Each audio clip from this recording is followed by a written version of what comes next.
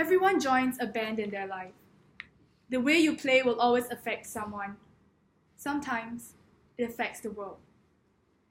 This is a quote by Mitch Albom, one of my favorite authors, in his book, The Magic Strings of Frankie Presto. It describes the life of a prodigious guitarist who literally changes lives through the way he plays. The first band I joined was literally music.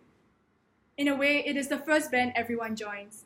There is a reason why you glance up when you first hear a melody or tap your foot to the sound of a drum. All humans are musical. Why else do we have a beating heart? My journey in music began from a very tender age due to the over-competitiveness of an eager mother. So naturally, I hated it. I was wasting my childhood away squinting at tiny scores by Mozart when I could have been hanging upside down on monkey bars. I fought with my parents every opportunity I got. I delayed practicing till the very last minute, and when I finally had to, I banged on the keyboard until my fingers were sore, and so were my neighbors' ears. Hatred arises when you don't understand. In my childish mind, music was my enemy, and the piano was its instrument of torture. I never bothered for an instant to listen to the advice of my teachers, much less the recordings of the pieces I had to learn.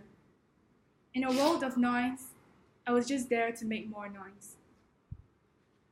There is one encounter with music I remember vividly. I was 8, throwing a massive tantrum, refusing to practice.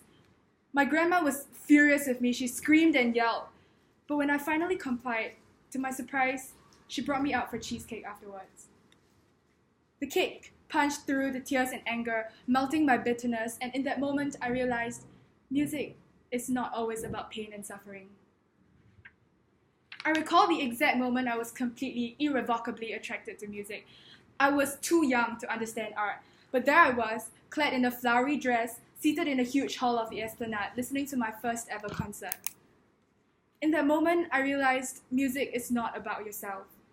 It's not about the moment under the spotlight, or reveling in the fact that hundreds of people have taken time out of their noisy lives to be silent for you.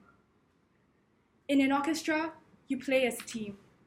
You need to listen, to pay attention to that blend of instruments.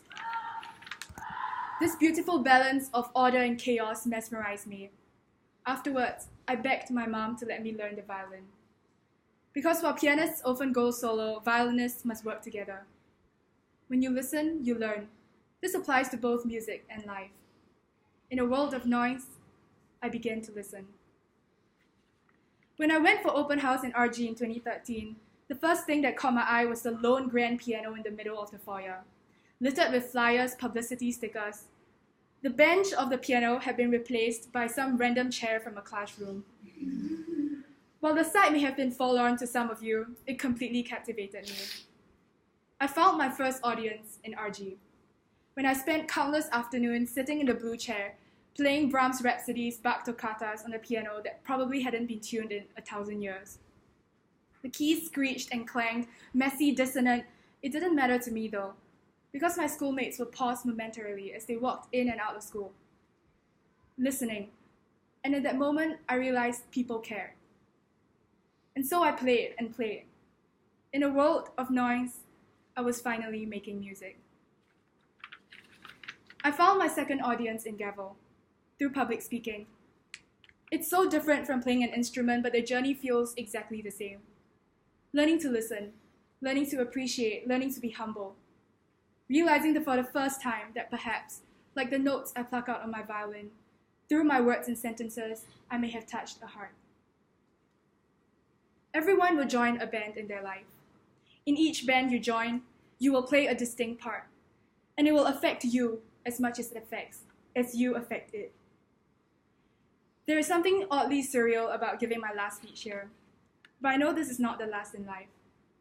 Because just like in music, my journey in public speaking has barely begun. So Gavel, my fellow band members, thank you. Thank you for the amazing speeches, the banter, the roast sessions.